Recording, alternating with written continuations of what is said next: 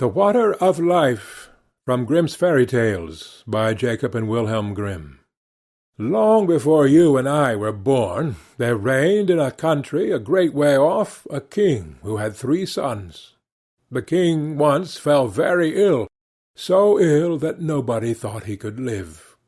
His sons were very much grieved at their father's sickness, and as they were walking together very mournfully in the garden of the palace, a little old man met them and asked what was the matter.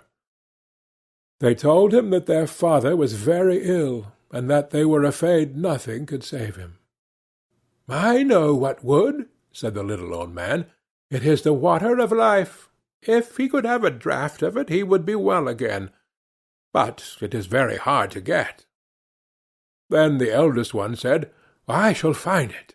And he went to the sick king, and begged that he might go and search for the water of life, as it was the only thing that could save him. "No," said the king, "I had rather die than place you in such great danger as you must meet with in your journey." But he begged so hard that the king let him go, and the prince thought to himself, "If I bring my father this water, he will make me sole heir to his kingdom." Then he set out, and when he had gone on his way some time, he came to a deep valley, overhung with rocks and woods. And as he looked around, he saw standing above him on one of the rocks a little ugly dwarf, with a sugar-loaf cap and a scarlet cloak. And the dwarf called to him, and said, "Prince, whither so fast?" "What is that to thee, you ugly imp?" said the prince haughtily, and rode on. But the dwarf was enraged at his behaviour, and laid a fairy spell of ill luck upon him, so that as he rode on, the mountain pass became narrower and narrower, and at last the way was so straitened that he could not go a step forward. And when he thought to have turned his horse round and go back the way he came, he heard a loud laugh ringing round him, and found that the path was closed behind him, so that he was shut in all around. He next tried to get off his horse and make his way on foot, but again the laugh rang in his ears, and he found himself unable to move a step, and thus he was forced to abide spellbound. Meantime the old king was lingering on in daily hope of his son's return, till at last the second son said, "Father, I will go in search of the water of life." For he thought to himself, "My brother is surely dead, and the kingdom will fall to me if I find the water." The king was at first very unwilling to let him go, but at last yielded to his wish. So he set out, and followed the same road which his brother had done, and met with the same elf, who stopped him on the same spot in the mountains, saying, as before, "Prince, whither so fast?" "Mind your own affairs, busybody," said the prince scornfully, and rode on. But the dwarf put the same spell upon him as he put on his elder brother, and he too was at last obliged to take up his abode in the heart of the mountains. Thus it is with proud, silly people, who think themselves above every one else, and are too proud to ask or take advice. When the second prince had thus been gone a long time, the youngest son said he would go and search for the water of life, and trusted he would soon be able to make his father well again.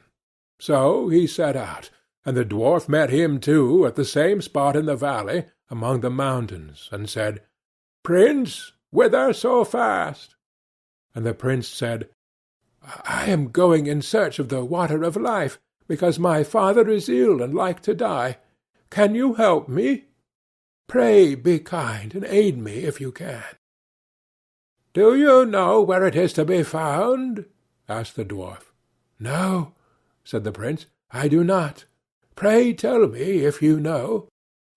"Then, as you have spoken to me kindly, and are wise enough to seek for advice, I will tell you how and where to go. The water you seek springs from a well in an enchanted castle, and, that you may be able to reach it in safety, I will give you an iron wand and 2 little loaves of bread. Strike the iron door of the castle 3 times with the wand, and it will open. 2 hungry lions will be lying down inside, gaping for their prey. But if you throw them the bread, they will let you pass.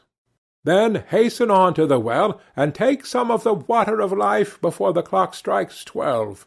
For if you tarry longer, the door will shut upon you forever." Then the prince thanked his little friend with the scarlet cloak for his friendly aid, and took the wand and the bread, and went travelling on, over sea and over land, till he came to his journey's end, and found everything to be as the dwarf had told him. The door flew open at the 3rd stroke of the wand, and when the lions were quieted, he went on through the castle, and came at length to a beautiful hall. Around it he saw several knights sitting in a trance. Then he pulled off their rings, and put them on his own fingers. In another room he saw on a table a sword and a loaf of bread, which he also took. Further on he came to a room where a beautiful young lady sat upon a couch, and she welcomed him joyfully, and said if he would set her free from the spell that bound her, the kingdom should be his, if he would come back in a year and marry her.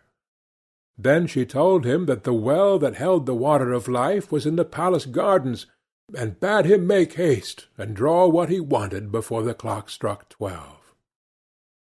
He walked on, and as he walked through beautiful gardens, he came to a delightful shady spot in which stood a couch, and he thought to himself, as he felt tired, that he would rest himself for a while and gaze on the lovely scenes around him. So he laid himself down, and sleep fell upon him unawares, so that he did not wake up till the clock was striking 11:45. Then he sprang from the couch dreadfully frightened, ran to the well, filled a cup that was standing by him full of water, and hastened to get away in time. Just as he was going out of the iron door, it struck 12, and the door fell so quickly upon him that it snapped off a piece of his heel.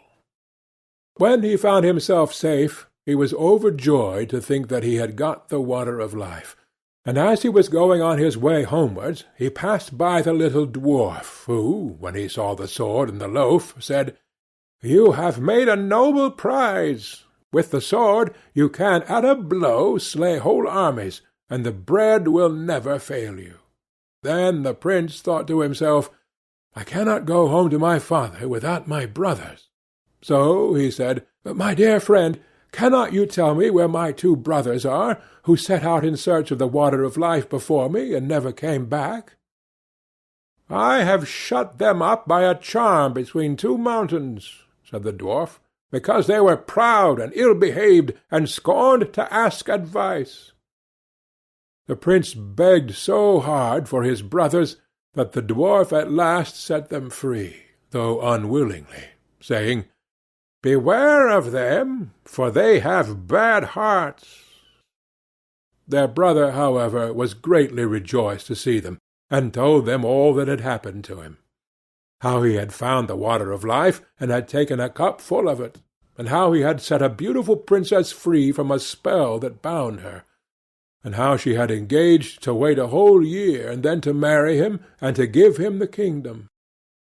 Then they all 3 rode on together, and on their way home came to a country that was laid waste by war and a dreadful famine, so that it was feared all must die for want. But the prince gave the king of the land the bread, and all his kingdom ate of it.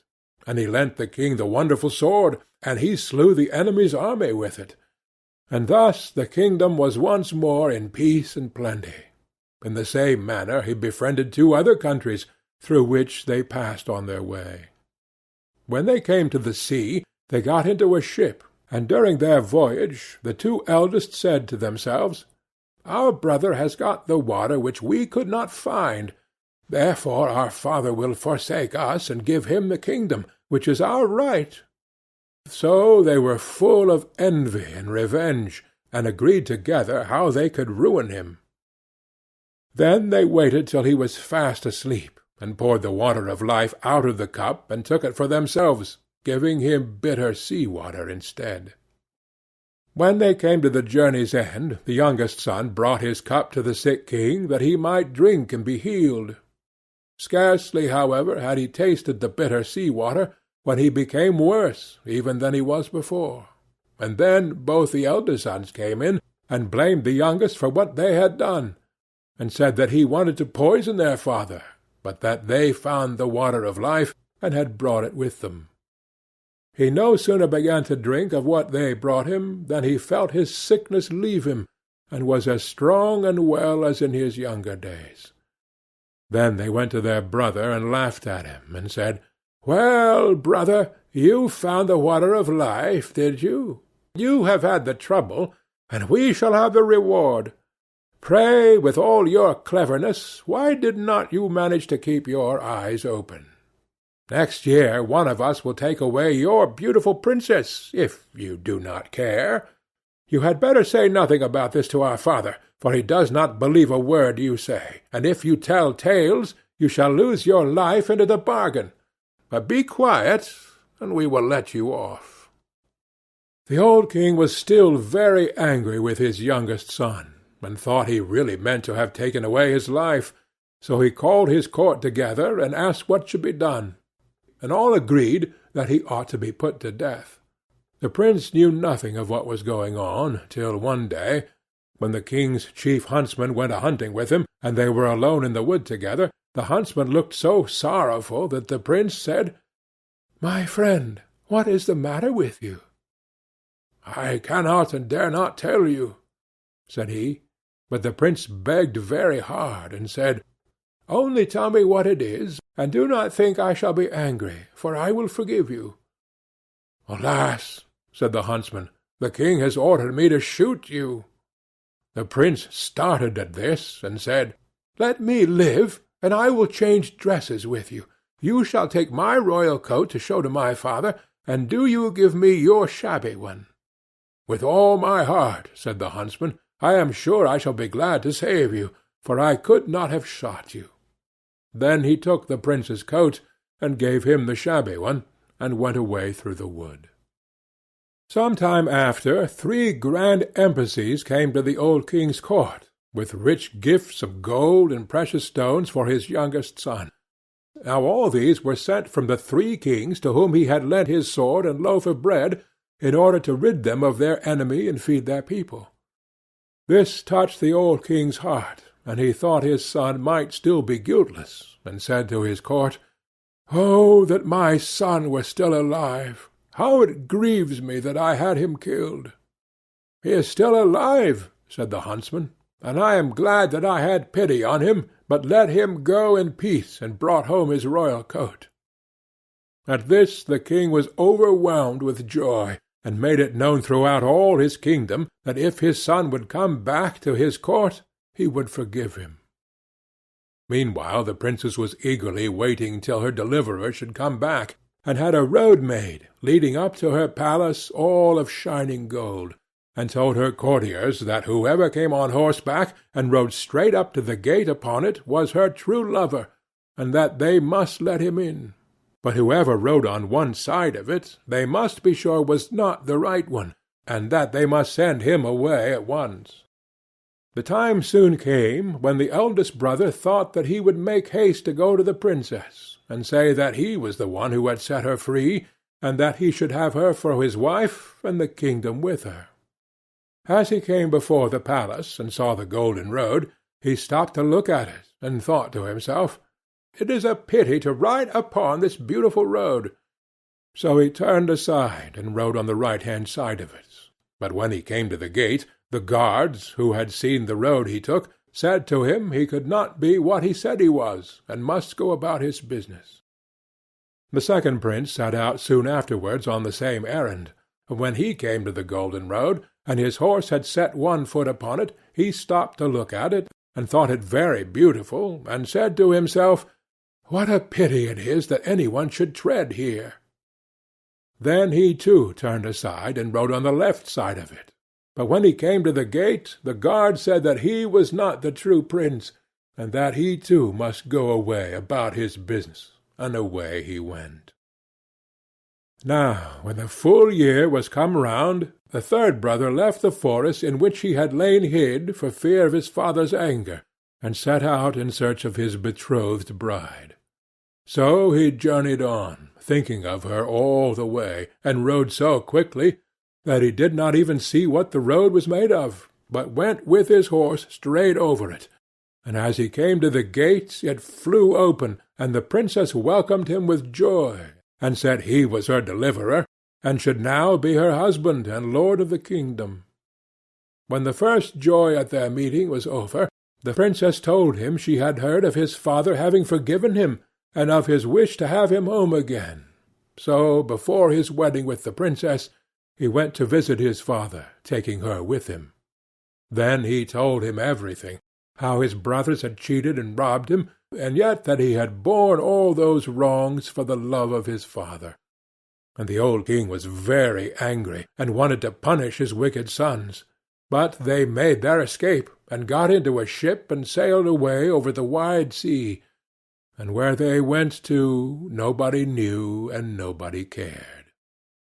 And now the old king gathered together his court, and asked all his kingdom to come and celebrate the wedding of his son and the princess. And young and old, noble and squire, gentle and simple, came at once on the summons, and among the rest came the friendly dwarf with the sugar-loaf hat, and a new scarlet cloak. And the wedding was held, and the merry bells rung, and all the good people they danced and they sung, and feasted and frolicked, I can't tell how long. End of The Water of Life.